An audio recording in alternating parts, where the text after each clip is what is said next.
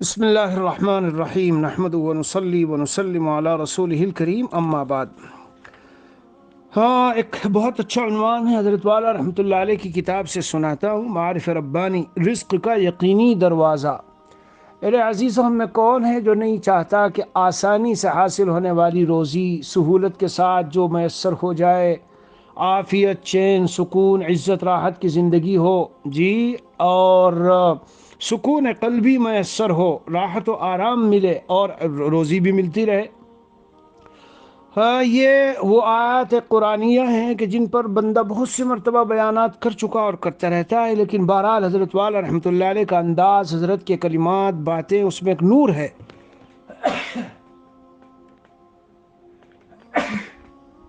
اس لیے حضرت والا رحمۃ اللہ علیہ کی یہ پورا مضمون سناتا ہوں، بڑا پیارا مضمون ہے۔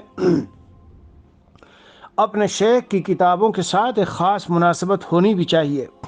بندے نے ایک دن حضرت والا رحمۃ اللہ علیہ کو خواب میں دیکھا، اور وہ خواب حضرت کے یہیں خانقاہ میں، جو باہر کا حصہ جہاں حضرت والا رحمۃ اللہ علیہ کی کرسی لگتی تھی، اور وہاں پھر حضرت کا وعظ وغیرہ ہوتا تھا، اور وہیں سے شعر و اشعار وغیرہ کی تشریح، تو حضرت وہاں تشریف فرمائے، اور بندہ حضرت میر صاحب رحمہ اللہ کے کمرے میں تنہا اکیلا موجود، کوئی پوری خانقاہ میں موجود نہیں۔ تو وہاں سے نکلنے کے بعد جیسے ہی میں حضرت والا رحمۃ اللہ علیہ کے پاس حاضر ہوا، تو میں نے عرض کیا کہ حضرت، اللہ تعالیٰ کا کمال درجے کا عشق اور مقام صدیقیت کا اعلیٰ درجہ، یہ حاصل ہونے کے لیے کوئی ترکیب خاص بتائیے۔ تو حضرت والا رحمۃ اللہ علیہ نے مجھ سے فرمایا کہ لاؤ قلم کاغذ۔ میں نے جو قلم کاغذ دیا تو حضرت نے لکھ کر کے قلم سے اور وہ پورا کاغذ مجھ کو دے دیا۔ میں حضرت سے ملنے کے بعد اپنا وہی جو میر صاحب والا کمرہ تھا اس کی طرف چلنے لگا، تو جیسے میں قریب گیا تو دیکھا لوگ دوڑے ہوئے آ رہے ہیں، اور دروازہ کھلا اور کہتے ہیں، ارے ہم کو نہیں بتایا کہ حضرت والا یہاں ہے، تم اکیلے ہی یہاں ہو؟ اور بس میری آنکھ کھل گئی۔ تو میں نے اس کے بعد یہ اندازہ لگا لیا کہ خواب میں حضرت والا رحمۃ اللہ علیہ کا اشارہ اس طرف ہے کہ میری کتابیں پڑھو، مطالعہ کرو، توجہ سے دیکھو، ان سے تمہیں بہت فیض ہوگا، اور یہ مقام انشاءاللہ ان کے ذریعے سے ملے گا۔ ایسے خوابات تو میں حضرت کو بہت دیکھتا رہتا ہوں، لیکن خواب ہے، یہ ہے کہ وہ کسی چیز کا مدار و بنیاد بھی نہیں، لیکن خواب کو بالکل لغو بھی نہیں کہہ سکتے۔ اس کی تعبیر ہے، باقاعدہ محدثین نے حدیث کی کتابوں میں ابواب الرؤیا، خوابوں کے باب باقاعدہ قائم کیے ہیں۔ تو جو بہت سے لوگ اس کو بالکل بے بنیاد قرار دیتے ہیں، وہ بھی غلط۔ لہم البشریٰ فی الحیات الدنیا وفی الآخرہ، اس کی تفسیروں میں ایک تفسیر روئے مبشرات، جو خوشخبری کے خواب، روئے صالحہ، اچھے خواب جو نظر آتے ہیں، وہ اس کی تشریح ہے۔ بہرحال اب آگے بڑھو۔ تو اس لیے حضرت والا رحمۃ اللہ علیہ کی کتابوں سے کبھی کبھی آپ حضرات کو پیش کیا کروں گا مضمون۔ قرآن کریم کی ایک آیت ہے، اللہ تعالیٰ فرماتے ہیں، وَمَن يَتَّقِ اللَّهَ يَجْعَل لَّهُ مَخْرَجًا وَيَرْزُقْهُ مِنْ حَيْثُ لَا يَحْتَسِبُ۔ جو بندہ تقوی کے ساتھ زندگی گزارے، یعنی تمام گناہوں کو چھوڑ دے، گناہوں کو سمجھ رہے ہو بھائیو، گناہوں کو، اصل میں تقوی وقایا اپنے کو محفوظ رکھنا۔ کس چیز سے محفوظ رکھنا؟ گناہوں سے، اللہ کی ناراضگی اور نافرمانی کے کاموں سے۔ یہ نظر بازی، یہ میوزک، یہ گانے، یہ امردوں اور بیریش لڑکوں سے، اور یہ آفسوں میں لڑکیوں سے باتیں، اور یہ جاب پہ جانا، اور وہاں جی کمپیوٹر میں بیٹھ کے نیٹ پہ پتہ نہیں کیا کیا دیکھنا، اور راتوں کو یہ سب گناہ سب چھوڑ دے، اور جو کرنے کے کام ہے وہ کرے۔ اب حضرت کا مضمون سنانا ہے آگے، مگر یہ آیت چونکہ حضرت نے نقل فرمائی، دیکھو فرمایا رزق کا یقینی دروازہ۔ کیا پیارا مضمون ہے، رزق کا یقینی دروازہ۔ ارشاد فرمایا کہ اللہ تبارک و تعالی نے قرآن پاک میں تقوی کی برکت نازل فرمائی کہ اگر تم گناہوں سے بچو گے، ہمیں راضی رکھو گے، ہماری نافرمانی نہیں کرو گے، تو ہم تمہیں ایسی جگہ سے رزق دیں گے جہاں سے تمہیں گمان بھی نہیں ہوگا، اور یہ اللہ کا وعدہ ہے، لہذا پکا ہے، اس میں کسی قسم کے خسارے کا کوئی خطرہ نہیں ہے۔ باقی دنیا میں روزی کے جتنے ذرائع ہیں، بزنس و ملازمت ہو، ہر ایک میں خسارے کا خطرہ موجود ہے۔ کوئی ملازم ہے تو نکالا جا سکتا ہے، اس کی روزی منقطع ہو سکتی ہے، تجارت میں گھاٹا آ سکتا ہے یا نہیں، لیکن تقوی ایک ایسی تجارت ہے جس میں رزق یقینی ملے گا، کبھی گھاٹا نہیں آئے گا، کیونکہ اللہ کا وعدہ ہے کہ جو تقوی اختیار کرے گا، ہم اس کو ایسی جگہ سے رزق دیں گے جہاں سے اس کو گمان بھی نہیں ہوگا۔ رزق کا اتنا یقینی دروازہ کوئی نہیں جیسا تقوی کا دروازہ ہے۔ تقوی اختیار کرنے سے رزق یقینی ملے گا۔ پوری کائنات میں رزق کے جتنے دروازے ہیں سب میں خسارے کا امکان ہے۔ نواب کا بچہ، رئیس، ابن رئیس اور کروڑ پتی سب خسارے میں آ سکتے ہیں اور بھیک مانگ سکتے ہیں۔ کوئی ایسی بیماری لگ سکتی ہے کہ ساری تجارت اس کے علاج میں لگ گئی اور پھر بھی اچھے نہ ہوئے، دکان بک گئی، مکان بک گیا اور آخر میں امریکہ میں جا کر کسی اسپتال میں مر گئے۔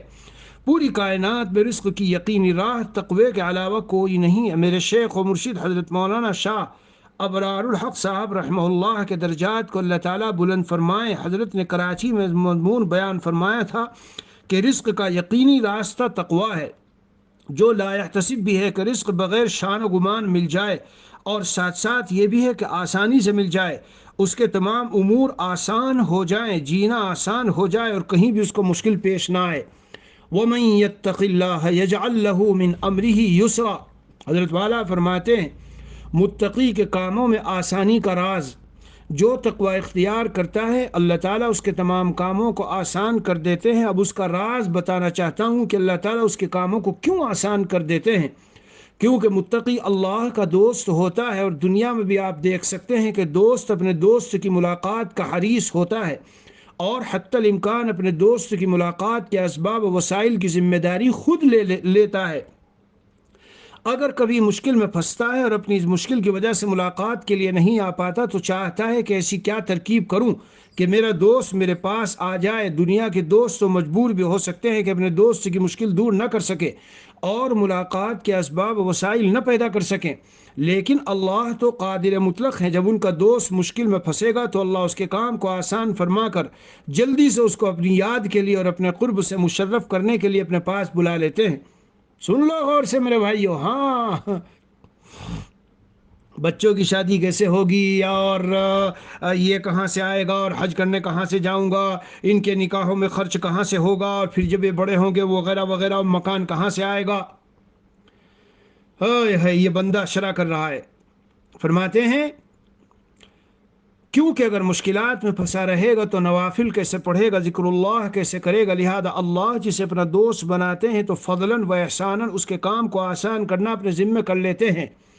اس لیے متقین کے کام کھٹائی میں نہیں پڑتے۔ قرآن پاک میں اللہ تعالیٰ کا وعدہ ہے وَمَن يَتَّقِ اللَّهَ يَجْعَل لَّهُ مِنْ أَمْرِهِ يُسْرًا، جو تقوی اختیار کرنا چاہتا ہے یعنی اللہ کا پیارا ہونا چاہتا ہے، اللہ اس کے کاموں کو آسان فرما دیتے ہیں۔ اب میں ساری دنیا انسانیت سے ایک بین الاقوامی مطالبہ کرتا ہوں، چاہے وہ عیسائی ہو، یہودی ہو، ہندو ہو، کوئی بھی کافر ہو، کیا کوئی شخص دنیا میں ایسا ہے جو یہ کہے کہ میں رزق لا یحتسب نہیں چاہتا، آسانی سے رزق نہیں چاہتا، بہت مصیبتوں سے چاہتا ہوں، گدھے کی طرح پیٹھ پر مرچ دھنیا غلہ لاد کر، جی حضرت کی تعبیرات، لاد کر دھوپ میں پریشان ہو کر روزی کماؤں، کوئی یہ نہیں چاہتا۔ سب آسانی سے رزق چاہتے ہیں، لیکن آسانی کا کوئی راستہ سوائے تقوی کے نہیں۔ وَمَن يَتَّقِ اللَّهَ يَجْعَل لَّهُ مِنْ أَمْرِهِ يُسْرًا، رزق تو اس کو لا یحتسب بے شان و گمان دیں گے ہی، اس کے علاوہ اس کے جتنے بھی کام ہیں تقوی کی برکت سے سب آسان فرما دیں گے۔ صرف تقوی کے راستے کو فرماتے ہیں کہ لا یحتسب ہے، قطعی ہے، یقینی ہے، جہاں کوئی خسارہ نہیں۔ مجھے کوئی بتائے کہ دنیا میں کوئی ایسی تجارت ہے جس میں خسارے کا امکان نہ ہو؟ اگر کوئی ہے جہاں خسارے کا امکان نہ ہو تو وہ سود ہو جائے گا جو حرام ہے اور دوزخ کا سامان ہے۔ حضرت فرماتے ہیں رزاق کی نافرمانی کے ذرائع سے رزق حاصل کرنے کی نحوست، سنو بھائیو غور سے، تو رزق لا یحتسب حاصل ہونا بلکہ ہر کام آسان ہونا، یہ دونوں چیزیں بین الاقوامی طور پر مطلوب ہیں، لیکن اس کا طریقہ کیا ہے؟ جس کے اختیار میں رزق ہے، جس کے اختیار میں کاموں کو آسان کرنا ہے، آج ہم جیسے حمقا اس رزاق کو ناراض کر کے روزی بڑھانے کا سوچ رہے ہیں، نافرمانی کے کام کر کے کہتے ہیں کہ صاحب اس سے رزق زیادہ بڑھے گا، دکان پر ٹیلی ویژن چلا رہے ہیں کہ زیادہ بکری ہوگی، دکان پر لڑکیوں کو ملازم رکھ رہے ہیں کہ زیادہ گاہک آئیں گے۔ بتائیے جو ظالم اللہ کو ناراض کر کے رزق حاصل کر رہا ہے اس کے رزق میں برکت ہو سکتی ہے؟ اللہ تو کافر کو بھی رزق دیتا ہے، چور کو بھی رزق دیتا ہے، چور کو چوری سے اور حرام خور کو حرام خوری کے راستے سے رزق ملتا ہے، اور حلال خور کو حلال راستے سے دیتا ہے، جو حرام کی نیت کرتا ہے اس کو حرام راستے سے سزا کے طور پر رزق دیتا ہے۔ اور جو حلال نیت کرتا ہے اس کو حلال راستے سے رزق عطا فرماتا ہے۔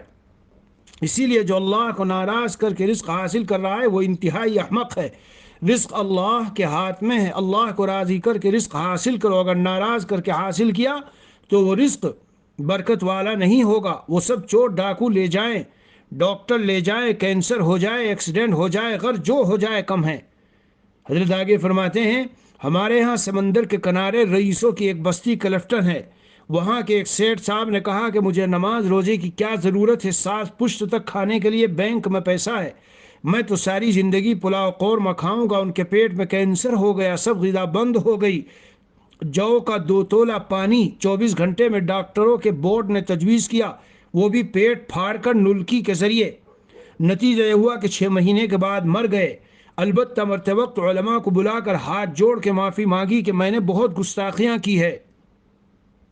خیر اللہ ان کی مغفرت فرمائے، مگر ایک بات کہتا ہوں کہ اللہ کو ناراض کر کے رزق نہ کماؤ، اللہ کو ناراض نہ کرو۔ بعض لوگ کہتے ہیں کہ ہم نے اگر لڑکیوں کو ملازم نہ رکھا تو ہماری بکری، ہماری سیل کم ہو جائے گی۔ میں کہتا ہوں کہ آج ہمارے پیٹ پر پتھر نہیں بندھے ہوئے ہیں، صحابہ کے پیٹوں پر تو پتھر بندھے ہوئے تھے، گٹھلی چوس کر جہاد کرتے تھے۔ ایک تابعی نے کسی صحابی سے پوچھا کہ سنا ہے آپ گٹھلی چوس کر جہاد کرتے تھے، گٹھلی سے کیا ملتا تھا؟ صحابی نے فرمایا کہ جب وہ گٹھلی بھی ختم ہو گئی تب پتہ چلا کہ اس گٹھلی سے کیا۔ ایک مرتبہ صحابہ نے شدت بھوک میں، رضی اللہ عنہ مجمعین نے شدت بھوک میں سرور عالم صلی اللہ تعالی علیہ وسلم سے عرض کیا کہ ہمارے پیٹوں پر 2 پتھر بندھے ہوئے ہیں۔ سرور عالم صلی اللہ تعالی علیہ وسلم نے فرمایا کہ میرے پیٹ پر 3 پتھر بندھے ہوئے ہیں۔ آج اس زمانے میں کسی کے پیٹ پر پتھر نہیں بندھے، صرف بڑا آدمی بننے کا شوق ہے، ورنہ کھانے کو بہت ہے، ضروریات سے بھی زیادہ ہے۔ اس لیے میں درد دل سے کہتا ہوں کہ اپنی دکانوں میں کسی عورت کو مت رکھیے، صرف مردوں کو رکھیے، زیادہ سے زیادہ بکری کم ہو جائے گی، سیلنگ اور ڈیلنگ کم ہو جائے گی، تو ہو سکتا ہے کہ آپ کا ڈھیل ڈول بھی کم ہو جائے، ہو سکتا ہے کہ انڈا مرغا کم ملے، لیکن اللہ تو راضی ہوگا۔ یہ کیا معمولی نعمت ہے؟ اس کے علاوہ رزق میں برکت ہوگی، آپ سکون سے رہیں گے، سکون سے جئیں گے، سلامتی اعضاء سے رہیں گے، سلامتی ایمان سے رہیں گے، اور سب سے بڑھ کر یہ کہ اللہ راضی رہے گا۔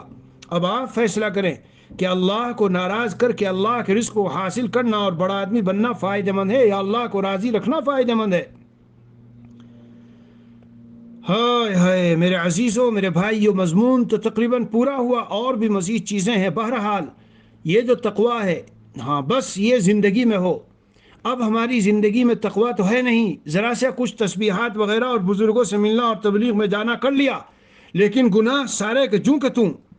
پڑوسی کو ستانا ہو تو کوئی حد نہیں، یعنی ناک میں دم کر کے رکھا ہے پڑوسیوں کے، اور زنا آنکھوں کا، کانوں کا، دل کا، جی میوزک اور ننگی چیزیں اور غیر محرموں سے ملنا، چچا زاد، ماموزاد، تایا زاد، خالہ زاد، اور حلال حرام کی تو بالکل اس وقت میں نے 2 ڈھائی 3 مہینے کا سفر کیا، اب نے اس سفر میں خوب دیکھا کہ حرام جس طرح امت میں اس وقت داخل ہو چکا، مختلف اندازوں سے آج ہماری رگوں کے اندر جو حرام جا رہا ہے کوئی تصور ہی نہیں اس کا، تو پھر خیر کہاں سے آئے، برکت کہاں سے آئے؟ مجھے روزانہ کتنے لوگ، کتنے مرد و خواتین بھیجتے ہیں، یہ پریشانی وہ پریشانی، یہ معاملہ وہ معاملہ، ایسا ہے ویسا۔ پیارو میرے بھائیو، اللہ تعالیٰ کا کلام جھوٹا نہیں ہو سکتا۔ اللہ تعالیٰ صاف اعلان، یہ اعلان ایسا ہے ساری دنیا میں جا کے کر لو، ڈنکے کی چوٹ کر لو، پورے بین الاقوامی انٹرنیشنل بڑے بڑے اسٹیشنوں پہ جا کے کر لو، ریڈیو پہ اسٹیشن پہ کر دو۔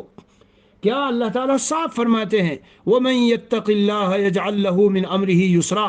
اے میرے بندے تو اپنے کام میں لگ جا، تقوی، گناہوں سے بچ، میرا فرمانبردار بن، میرا کہنا مان، اٹھنے کے بعد اور سوتے وقت، جی سوتے وقت کہاں کہاں نگاہوں میں لگ کر کیا کیا خیالات میں سو رہا ہے، یہ سب چھوڑ، سوتے وقت میں میری یادوں کے اندر سو جا، اور جب اٹھے تو اٹھتے ہی میرے سامنے سجدہ کرنے والا، مجھے راضی کرنے والا بن جا۔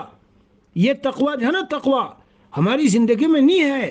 بہت سے نفلی اعمال کرتے ہیں اور بزرگوں کے پاس آتے جاتے، تبلیغ میں جاتے، چلتے پھرتے ہیں، لیکن گناہ چن چن کے زندگی سے کانٹوں کی طرح سے ہم نکال ڈالے، اور اللہ تعالیٰ کا کوئی حکم میں کہا کرتا ہوں چھوٹنے اور ٹوٹنے نہ پائے۔ تو پیارو، مشکلات و پریشانیوں کی بات کرنے والوں، یہ بہت بڑا علاج ہے یہ تقویٰ۔ قرآنی اعلان ہے کہ میں سب چیزیں آسان کر دوں گا، بچیوں کا نکاح کیسے ہوگا، شوہر بیوی میں لڑائی ہے یہ اختلاف دور کیسے ہوگا، معاشی تنگی میں ہو کیسے ختم ہو جائے گی جی، اور خاندان والوں کی طرف سے حالات ہیں، اور ہمارا یہ معاملہ ہے وہ معاملہ، وہ اٹکا ہوا یہ اٹکا ہوا، شادی ہوئی بچے نہیں ہوئے۔ حضرت حسن بصری پھر کبھی سناؤں گا، بس 15 منٹ ہوئی جی، تو یہ آج کا حضرت والا کبھی ہو گیا، اور بندے نے بھی چند باتیں عرض کر دی۔